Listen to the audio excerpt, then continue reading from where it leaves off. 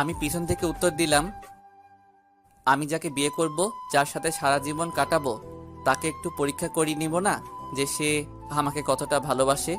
সেটা তো জানতে হবে। মানে কি বুঝলাম না তো। কি পাঠকরা, আপনারা তো বুঝতে পারতেছেন না, তাই তো? একটু ওয়েট করুন, সবকিছু ক্লিয়ার হয়ে যাবে। বড় আব্বু, আমি আপনাকে বুঝিয়ে দিচ্ছি। ছোট ভাবি শুভ ভাইয়াকে কতটা ভালোবাসে এটা পরীক্ষা করার জন্য আমরা দুজন মিলে একটা প্ল্যান করি, যে দুজন গার্লফ্রেন্ড বয়ফ্রেন্ডের অভিনয় করব, যাতে আমরা বুঝতে পারি ভাবি ভাইয়া কতটা ভালোবাসে। তারপর আমি শুভ ভাইয়াকে বললাম, ভাবির সাথে খারাপ ব্যবহার, ভাবিকে ডিভোর্স দেওয়ার জন্য রিকোয়েস্ট করবি। তারপর আমরা প্ল্যান মতো কাজ করি। আজকে ভাবি ভাবছিল ভাইয়া ভাবিকে ডিভোর্স দিবে। আমার না প্রচুর হাসি পাচ্ছে। ওগো শুভর মা, মোড়ো ঝাঁটাটা একটু নিয়ে আসো তো। আব্বু, আপনার কষ্ট করা লাগবে না, আমি ওনাকে সোজা করছি। আমি মনে মনে প্রচুর হাসছি, কিন্তু প্রকাশ করার ক্ষমতা নেই, কারণ এখন যদি হাসি তাহলে আব্বু মেরে ফেলবে আমাকে। এই ভয় দাঁড়িয়ে আছি। তানিয়া আমার কাছে এসে আমার হাতটা ধরে উপরে টেনে নিয়ে যাচ্ছে। যা ভাইয়া, এবার ভাবির ঠেলা সামলা। কুত্তা, তোর সব দোষ, তোর জন্য আজকে আমাকে এই পরিস্থিতিতে পড়তে হচ্ছে। তানিয়া আমার হাত ধরে রুমে টেনে নিয়ে এসেই কষিয়ে একটা থাপ্পড় মারলো আমার গালে। উফ! পাইছেনটা কি? আমার জীবনটা নিয়ে এইভাবে কিসের জন্য খেলা করেছেন? কিসের জন্য? আমি কি মাটির পুতুল যে ইচ্ছে হলে খেলবেন, ইচ্ছে হলে ভেঙে ফেলবেন? আমি আপনাকে হৃদয়ের গভীর থেকে ভালোবাসি। কখনো ভাবিনি আপনি এত বড় অভিনয় করবেন। আর একটু হলেই তো আমি মরে যেতাম, শুধু আপনার দেওয়া কষ্ট পেতে পেতে আজ আমার এই অবস্থা। আর আপনি নাকি আমাকে ডিভোর্স দিবেন? বলুন তো, ডিভোর্সের মানে কি? ইচ্ছে হলো ডিভোর্স দিলেন, ইচ্ছে হলো বিয়ে করলেন, তাই তো? আমি আর কিছু না বলে তানিয়ার ঠোঁটে আমার ঠোঁটটা মিলিয়ে দিলাম। তানিয়া নিজেকে ছাড়ানোর চেষ্টা করছে, যতই আমি ওর ঠোঁটে আমার ঠোঁট তত বেশি মিশিয়ে দিচ্ছি। কিছুক্ষণ পর তানিয়া আমাকে জোরে ঠেলা দিয়ে সরিয়ে দিল। আমি জোরে একটা নিঃশ্বাস ছাড়লাম, তারপর তানিয়ার সামনে হাঁটু গেড়ে বসলাম। ওগো আমার মিষ্টি বউ, আমি তোমাকে কতটা ভালোবাসি সেটা শুধু আমার হৃদয় বলতে পারবে। আমি কখনো চাইনি তোমাকে হারাতে, তাই তোমাকে একটু পরীক্ষা করলাম তুমি আমাকে কতটা ভালোবাসো। আজকে আমাকে নিজের কাছে অপরাধী মনে হচ্ছে। আমার মিষ্টি বউটাকে প্রচুর কষ্ট দিয়েছি, প্লিজ ক্ষমা করে দাও। ক্ষমা করে দিতে পারি একটা শর্তে। কি স্বার্থ বলো? আমাকে একটা বাবু দেওয়া লাগবে। আচ্ছা ঠিক আছে, কালকে বাজার থেকে একটা বাবু কিনে এনে দিব। না, আপনি বাবুর আব্বু হবেন আর আমি বাবুর আম্মু হব। আমি অন্য কারোর বাবু নিব না। আচ্ছা সময় হলে দিয়ে দিব। তোমার স্বামী এখনো বাবুয়ের একটু বড় হব, তারপর তোমাকে বাবু দিব। আচ্ছা। তুমি না কালকে রিকোয়েস্ট করছিলা তোমাকে একবার বউ বলে ডাকার জন্য? আমি তোমাকে একবার না, যতদিন বেঁচে থাকবো তোমাকে বউ বলে ডেকে যাব। তুমি আমার লাইফে পাওয়া শ্রেষ্ঠ উপহার। বলছিলাম না তুমি আমার বুকে একবার মাথা রাখবে, আর একবার না, আজকে থেকে তুমি আমার বুকে সারা জীবন মাথা রাখবে। তানিয়া কথাগুলো শোনার পর আমাকে শক্ত করে জড়িয়ে ধরলো। মেয়েটার চোখের পানিতে আমার শার্ট ভিজে যাচ্ছে। আরে পাগলি, কাঁদছো কেন? আমি তোমার কাছে আছি, তোমাকে তো ছেড়ে কোথাও যাইনি। কথা দিন আর কখনো আমার সাথে এমন মজা করবেন না, আমাকে কষ্ট দিবেন না। আমি সব কষ্ট সইতে পারবো, কিন্তু আপনার দেওয়া কষ্ট কখনো সইতে পারবো না। আচ্ছা কথা দিলাম, আর কখনো তোমাকে কষ্ট দিব না, তোমাকে কখনো ছেড়ে যাব না। কথাগুলো বলার পর আমার নিজের অজান্তেই কেঁদে ফেলেছি। একটা ছেলে কখন কাঁদে? যখন তার হৃদয় উপরের শক্ত চামড়াটা ছিঁড়ে যায়। মেয়েটাকে এমনভাবে কষ্ট দেওয়া ঠিক হয়নি। মেয়েটা আজ কিছুদিন চেঞ্জ হয়ে গিয়েছে। কখনো মেয়েদের সাথে অভিনয় করা ঠিক না, কারণ মেয়েদের বাইরেরটা যেমন শক্ত, ভিতরটা তেমন নরম। মেয়েরা বিয়ের আগে যাই করুক, বিয়ের পর অধিকাংশ মেয়ে নিজের স্বামীকে মন থেকে ভালোবাসে। একটা মেয়ে তার শ্বশুর শাশুড়ির দেওয়া কষ্ট সহ্য করে শুধু নিজের স্বামীর একটু ভালোবাসা পাওয়ার আশায়।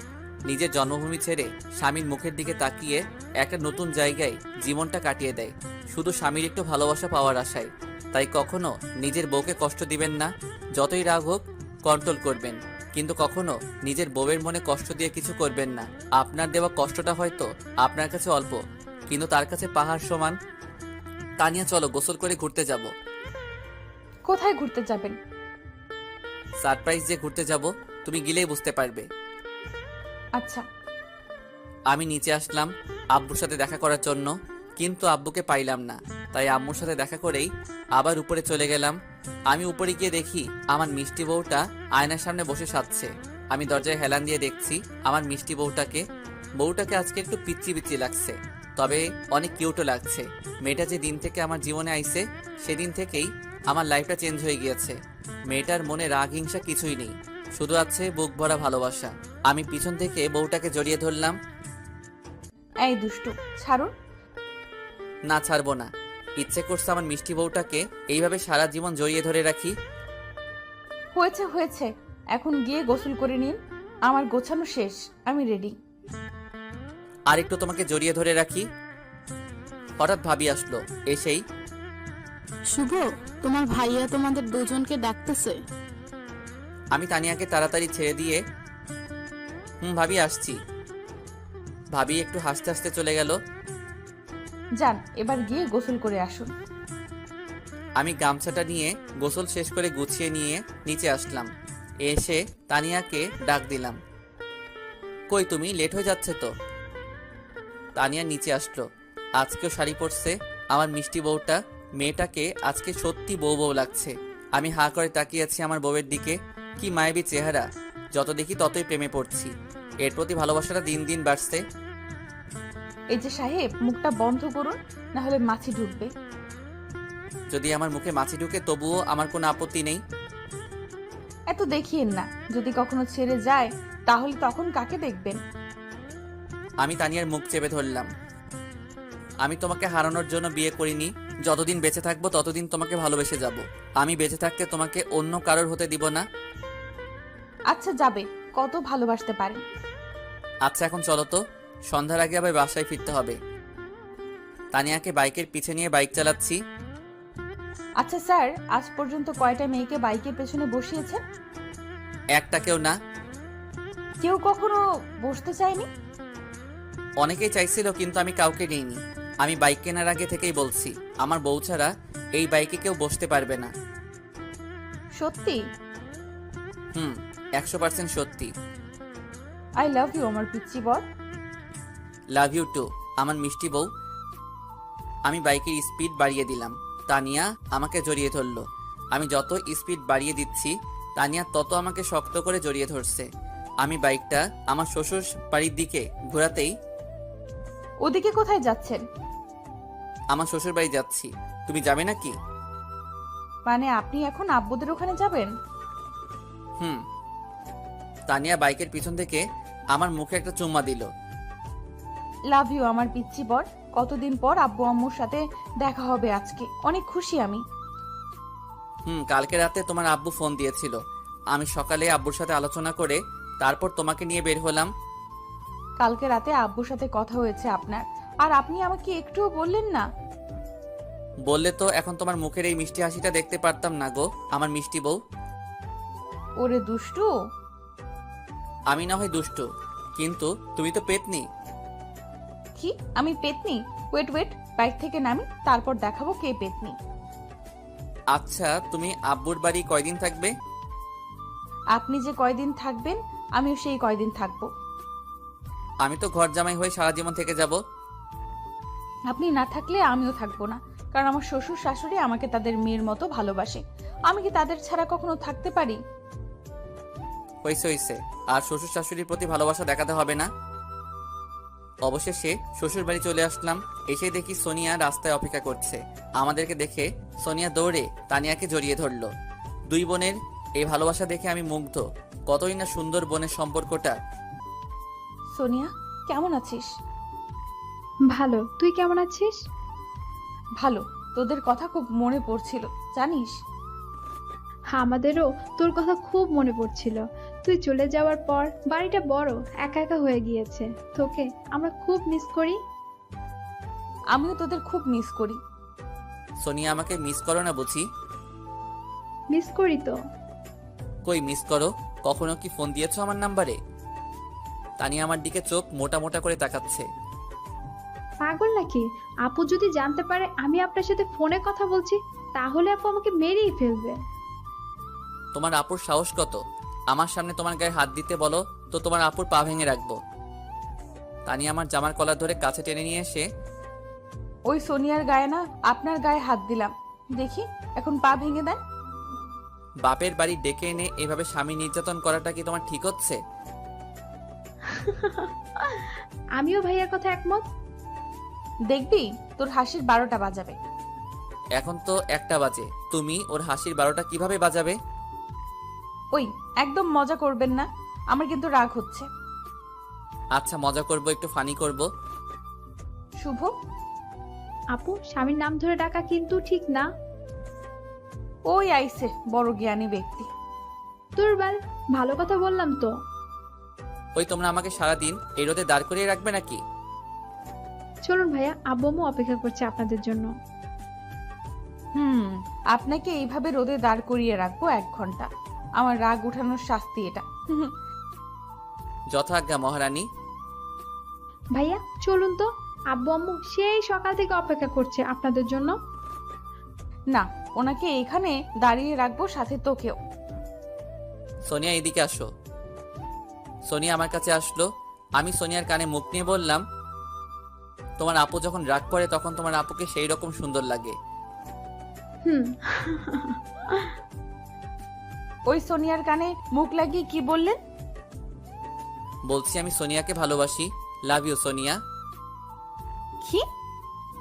তানিয়া আমার জামার কলার ধরে কাছে টেনে নিয়ে সে কানের কাছে মুখ লাগিয়ে, তুই শুধু আমার, তোকে আমি বেঁচে থাকতে অন্য কারোর হতে দেব না, কথাটা যেন মনে থাকে। মনে থাকবে, খুব মনে থাকবে। এমন দজ্জাল বউ থাকলে সবকিছু এমনিতেই মনে থাকে। একদম রাইট। কি আমি দজ্জাল?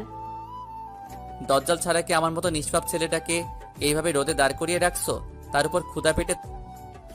আহারে, কত কষ্ট হচ্ছে ভাইটার। ওই একদম দরদ দেখাতে আসবি না। তানিয়া আমার হাত ধরে আমাকে টেনে বাড়ির ভিতর নিয়ে যাচ্ছে। এদিকে আমার তো বুকের ভিতর ভয় ভয় করছে। রুমে নিয়ে গিয়ে কি যে করবে আল্লাহ জানে। গেট খুলতেই দেখি শ্বশুর শাশুড়ি দাঁড়িয়ে আছে। আমি শ্বশুর শাশুড়িকে সালাম করলাম। বেঁচে থাকো বাবা, বেঁচে থাকো। আব্বু, তোমাকে অনেক মিস করছিলাম, তোমাদের কথা খুব মনে পড়ছিল, তোমাদের ভালোবাসাটা আমাকে পিছু টানছিল। আরে পাগলি, তুই এখন আমাদের বাড়ির অতিথি। তোর আসল বাড়িতে তোর স্বামীর বাড়ি। আমাদের এখানে হয়তো বড় হয়েছিস, কিন্তু তোর বাকি জীবন ওই বাড়িতে কাটাতে হবে। শাশুড়ি তানিয়াকে জড়িয়ে ধরলো আর কান্না করতে লাগলো। তানিয়া, জানিস তোকে ছাড়া বাড়িটা বড্ড একা হয়ে গিয়েছে। আম্মা, বাড়ির বড় মেয়েরা বাড়ির লক্ষ্মী হয়, তাদের ছাড়া বাড়ি একা হয়ে যায়। সোনিয়া আমার দিকে চোখ মোটা মোটা করে তাকাচ্ছে। ওলে বাবারে, নিজের বউ এর খুব প্রশংসা করছেন তো। বাড়ির ছোট মেয়েরা বুঝি লক্ষ্মী না? আরে তুমি তো খুব লক্ষ্মী, তোমার তুলনা হয় না। বুঝি বুঝি। আচ্ছা, এখানে এভাবে দাঁড়িয়ে রাখবে নাকি? একদম চুপ, এখানে সোজা হয়ে দাঁড়িয়ে থাকবে। যথাজ্ঞা মহারানী। হ্যাঁ হ্যাঁ হ্যাঁ হ্যাঁ। আব্বু জানেন, আমার জীবনে যেটুকু অপূর্ণ ছিল সেটুকু সম্পূর্ণ হয়েছে যেদিন থেকে আমার জীবনে তানিয়া আইছে। জানি না আপনাদের এই ঋণ আমি কিভাবে শোধ করব। ছি বাবা, কি বলো, কিসের ঋণ আবার? তোমার মতো একটা ছেলে পাইছি, এটা আমাদের ভাগ্য। তোমার বাবা আর আমি ছোট থেকেই বন্ধু ছিলাম। আমাদের ইচ্ছা ছিল তোমাদের দুইজনের বিয়ে আমরা নিজেরাই দেব। আচ্ছা আব্বু, আপনাদের বন্ধু কয় বছরের? বাবা, তোমরা হওয়ার আগে থেকেই আমাদের বন্ধুত্ব, আমরা একসাথে ব্যবসা করতাম। ও আচ্ছা আব্বু, আপনাদের মাঝে কখনো ঝগড়া হয়নি? অনেকবার হয়েছিল, কিন্তু একদিনের বেশি দুইজন আলাদা থাকতে পারিনি। আহা, কত সুন্দর বন্ধুত্ব ছিল আপনাদের মাঝে। আচ্ছা বাবা, দুপুর হয়ে গেল, কিন্তু এখনো দুপুরে খাওয়া দাওয়া হলো না। চলো খাওয়া দাওয়া শেষ করে গল্প করি। আব্বু, আর একটু গল্প করি না? এখনো তো ক্ষুধা লাগেনি। না, আগে খাওয়া দাওয়া তারপর গল্প। আচ্ছা, কিন্তু আমি তো গোসল করব, প্রচুর গরম লাগছে। চলো তোমাকে গোসলখানা দেখিয়ে দিচ্ছি। আমি শ্বশুরের সাথে গোসল করতে গেলাম। আমি কখনো সাবান ছাড়া গোসল করি না, তাই শ্বশুরকে বললাম, আব্বু আমার সাবানটা একটু লাগতো। আচ্ছা, আমি তানিয়ার কাছে সাবান পাঠিয়ে দিচ্ছি। তানিয়া সাবান দিয়ে আসলো। কি স্যার, সাবান ছাড়া কি একদিনও গোসল করা যায় না? না, সাবান ছাড়া গোসল করলে গায়ে ঘামের গন্ধ থেকে যায়। এই সাবানের গন্ধে আপনার শরীরের আসল গন্ধটা হারিয়ে গিয়েছে। তাতে কি? আজকে আপনি সাবান ছাড়া গোসল করবেন, আমি আপনার শরীরের আসল গন্ধটা চাই। পাগল হয়েছো নাকি? বেশি কথা বলবেন না, যেটা বলছি সেটাই করবেন। আমি ঘাবড়ে গেলাম। আচ্ছা করছি বাবা। আমি গোসল করছি, কিন্তু তানিয়া দরজায় হেলান দিয়ে আমার দিকে তাকিয়ে আছে। কি হলো, আমার গোসল দেখবে নাকি? আমার বরের গোসল আমি দেখব, এতে সমস্যা কোথায়? তোমার সমস্যা নাও থাকতে পারে, কিন্তু আমার সমস্যা আছে। আমার লজ্জা লাগে একটা মেয়ের সামনে নিচের শরীর বের করতে। ওরে বাবালে, কি লজ্জা আমার পিচ্চি বাবুটার। একদিন তো এমনি তোমার সব কিছুই আমি দেখব। যেদিন দেখবে সেই দিন ভাবা যাবে। আজকে তো যাও, আমার গোসল শেষ করতে দাও। না, যাব না, আপনার গোসল দেখব। আমি কিন্তু চিল্লাবো। কি? বলেই আমার কাছে এসেই আমার গলার নিচে হাত দিয়ে চিল্লিয়ে দেখুন, গলা টিপে ধরবো। আমিও তোমার গায়ে পানি দিয়ে ভিজিয়ে দিব। তানিয়া আমার গলা টিপে ধরলো। আমিও তানিয়াকে বুকে টেনে নিয়েই মুখে চুম্মা বসিয়ে দিলাম। তানিয়া আমার গলা ছেড়ে দিল, তারপর আমার দিকে চোখ মোটা মোটা করে তাকিয়ে আছে। ওই, আপনি আমাকে চুম্মা দিলেন কিসের জন্য? আমার বউকে আমি চুম্মা দিব, এটাই স্বাভাবিক। আপনি কি চুম্মা দেওয়ার আগে আমার কাছ থেকে পারমিশন নিয়েছেন? না, পারমিশন তো নেওয়া হয়নি। এখন এর জন্য আপনাকে শাস্তি দেওয়া হবে। কি শাস্তি গো? আপনি আমাকে এখন 5 মিনিট কোলে নিয়ে দাঁড়িয়ে থাকবেন। তুমি বাচ্চা নাকি যে তোমাকে কোলে নিব? বাচ্চা, বেশি কথা না বলে কোলে নিন। আচ্ছা নিচ্ছি, কিন্তু আব্বু আম্মু দেখলে তো সমস্যা। কেউ দেখবে না, সবাই রান্নাঘরে খাবার রেডি করছে। আমি তানিয়াকে কোলে নিলাম। এদিক উপরে ঝর্ণা চলছে, ঝর্ণার পানি তানিয়ার মুখে এসে পড়ছে। তানিয়ার ফর্সা মুখটা পানিতে সেই রকম মায়াবী লাগছে। তানিয়া আমার মুখের দিকে তাকিয়ে হাসছে। এর হাসি মুখটা দেখছি এত সুন্দর করে কিভাবে হাসতে পারে? মেয়েটার ভিতরে কি না জাদু আছে। একদিনে আমার মনটা নিজের করে নিয়েছে। কি তোমার 5 মিনিট হয়েছে? আর একটু থাকি না। আমার কষ্ট হচ্ছে। একটা হাতিকে কত সময় এভাবে কোলে নিয়ে দাঁড়িয়ে থাকা যায়? কি, আমি হাতি? আমাকে নিচে নামান, তারপর দেখাচ্ছি কে হাতি। আমি তানিয়াকে নিয়ে নামিয়ে দিলাম। নিচে নেমেই তানিয়া আমার বুকে গিলাতে লাগলো। আমি হাতি, তাই না? আমি তানিয়ার হাত দুইটা ধরে টান দিয়ে বুকে নিলাম। তানিয়ার মাথাটা আমার বুকে লাগিয়ে ওর মাথায় হাত দিয়ে, ওগো আমার মিষ্টি বউ, তুমি হাতি হতে যাবে কিসের জন্য? তুমি তো আমার আদরের একমাত্র মিষ্টি বউ। আপনি পচা। বাইরে থেকে সোনিয়া ডাক দিল। কিরে, তোদের গোসল শেষ হলো? আসছি। আমি তানিয়ার হাত ছেড়ে